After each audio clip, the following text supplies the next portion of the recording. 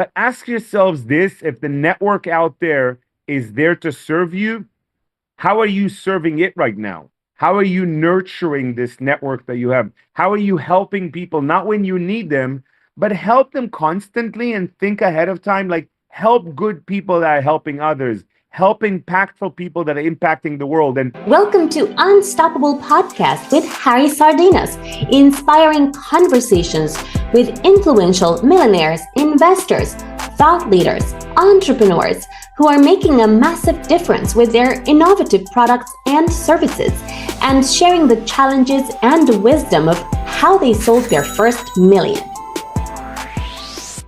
Why you change so many countries, and tell us the country that you have lived on, and what is your favorite thing of each country you have lived on. yeah, thank you for that. So I've moved countries in my life always because I have had a deep thing that something else is calling me or somewhere else is calling me. It's almost like I've planted seed in network and managed to develop the seeds and nurture the seeds, and seeds being people, seeds being relationships that were able to grow. And I always felt that once I get to that stage and I was like, well, I feel like I've done a lot for this network. I've served this network quite a bit. So somehow I every decade or so, I lived a decade of my life. Like now I'm living for 6 years already in Bali. And right before Bali, we were living in Singapore for a few years with my family. I got three little kids. So made one kid in Bali and made one kid in Singapore. I made one kid in Russia. I used to live in Russia for 10 years. Singapore is amazing. I lived in Canada for 10 years. I lived in Wow. England for almost 10 years. I lived in Israel for 10 years. I lived in the US for almost a year. And every single time I lived somewhere, I kind of felt like, hey, I could serve, I can make a difference, I can really impact the network around me. And I can't say that there's one place that's my favorite. I would say that where I live right now, Bali is my favorite because it's where I live right now. It's where I know it's best. It's where it's best for me and for my family right now. And every single time I've moved, it was a little bit scary, but also exciting because I was like, hey, I get to start all over again. I get to build networks and I get to build some friendships around the neighborhood or around the community. I get to rebuild my brand in a better way. Hey, how can I do it better this time? So I know that for many people, change is challenging. I tell people, hey, change your haircut is one thing, changing job is another, changing a relationship is another, but changing countries is one of the most incredible ways of opening up your heart, opening up your soul, and 100%. opening up all the opportunities around you. To a new culture, to a new, and then but the most impressive is because you're an entrepreneur, you are able to design your. And by the way, I live in London for 20 years, and I travel a lot to Singapore to do workshops there. It's amazing. They have something called satay with peanut butter. Oh my god, I love this thing over there. And this soup that they do in Singapore, that it's all the water and then you put the vegetables that you wanted them, and it's amazing. I pick and find the soups that they sell there. And again, yeah, every country gives you a different perspective, right? And you have a more worldwide vision if you're an entrepreneur. But the thing is, you manage to design your life how you want to live, right? For that, you have to be not only a serial entrepreneur, you need to know what kind of business you're going to get involved, and in order to suit the lifestyle that you want to have. Like, for example, now you want to live in Bali.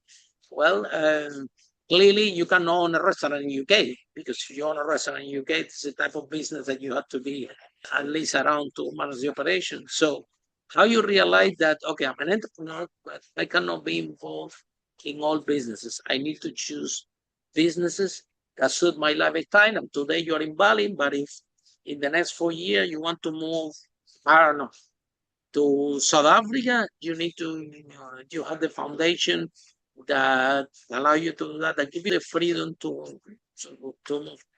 In terms of businesses, when do you realize that you have to be careful what type of business you get involved, because you don't want your freedom and your lifestyle to be compromised?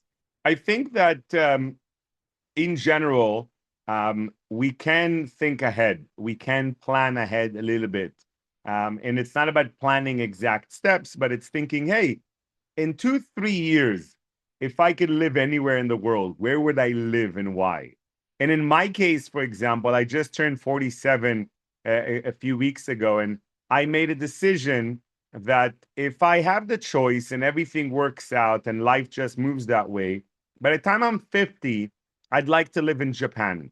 Now, it's really interesting because I've never been to Japan yet, but I made that decision that, you know, I want to consider just as an option, if I was going to move anywhere, where would I be? And then I can already think about, okay, who do I have in the network that's in Japan? So recently, for example, I spent a lot of time with Ken Honda, and he's invited me to come and spend time with him there in his events. And one of my dear friends, Akira Iguchi, is a very famous speaker there in biohacking and longevity. And suddenly I'm thinking, okay, what network do I have there that would help me have a soft landing? So for me, whenever someone's thinking about where to move, it's not about what business can I open there. It's like, what network do I have there that could potentially give me options and opportunities? Now, I'm at a stage in my life where for more than 15 years, I've been very involved in the events business, produced events all over the world. I've been a promoter for other people. I was one of the biggest promoters in the world for Tony Robbins for many, many years, co-hosted the biggest event for him for 26,000 people. This was before COVID. And that was amazing. That was in Moscow in Russia. That was like massive. And Wow. because I've held different positions where I've been the event organizer, I've been the promoter for other people's events, I've been the speaker bureau representing speakers, and I've been the speaker myself. I've helped coaches to get them business, and I've also been the coach. I have found that I can also adjust a little bit what it is that I do. And I've owned software companies, I've owned restaurants and juice bars, and I've been kind of shy from trying something new. So in the last couple of years, I went very deep into the world of tea. And instead of just selling tea, I'm helping tea producers, I'm helping tea houses. We create very unique tea experiences around the highest level events in the world, from World Economic Forum to a crypto event to some sort of even at the Ken Honda event, I was the one serving tea to our VIP table, and also the Ken on stage. We go to family office events. So I've been able to set up different businesses that all have to do with serving people and helping people have a better experience at events and helping people connect to each other, which has still been my biggest mission for so many years, is helping humanity connect. And these days with tea, we can help humanity connect into a community with more unity and more prosperity in a very healthy way. So it's I tell people, don't be afraid of change and explore what it is that you can do, because again, even at the age of 47 young, I'm still able to change something. And recently I started working with an organization called Human Garage. I never knew about fascia movement and fascia maneuvers, moving our body to be more healthy and to let go of stress and let go of traumas. And suddenly I'm finding myself as one of the executives with the biggest wellness movement in the world, Human Garage. So I think that not everyone out there is like me, so adventurous and so risk-taking.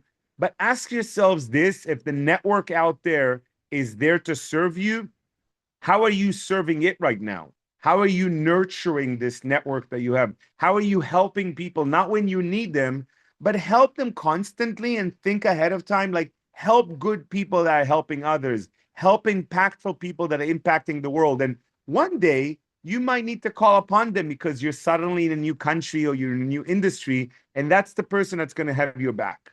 The Ken Holland is amazing. I know him personally.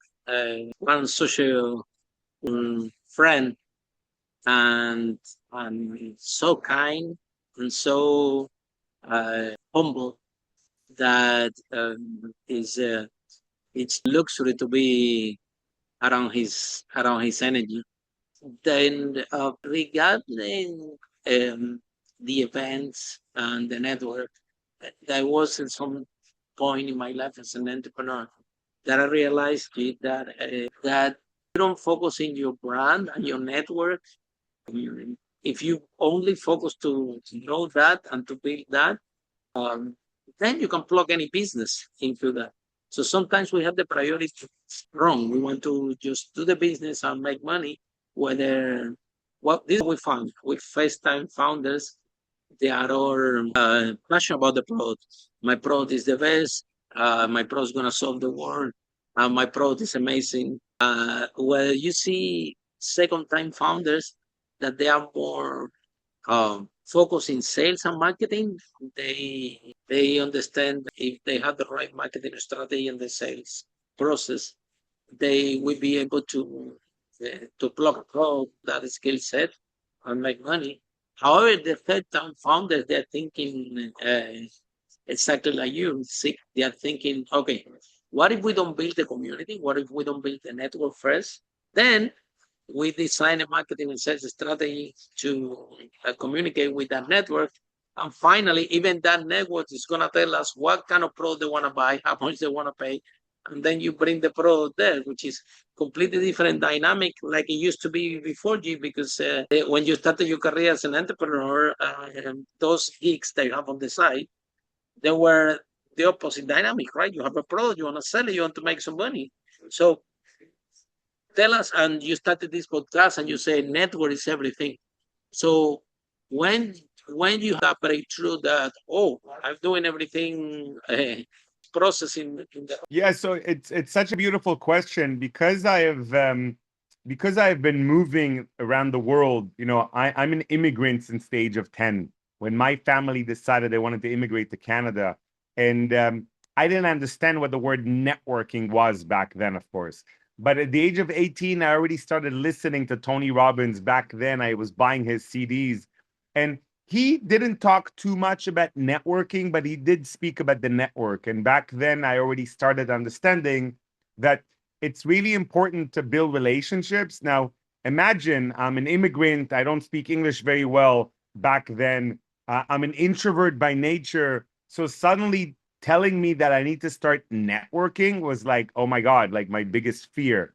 But I had motivation in my early 20s. I wanted to make money and I wanted to meet women. Very, very simple. Very good motivations to go out there and network. And in my early 20s, I moved from Canada to England.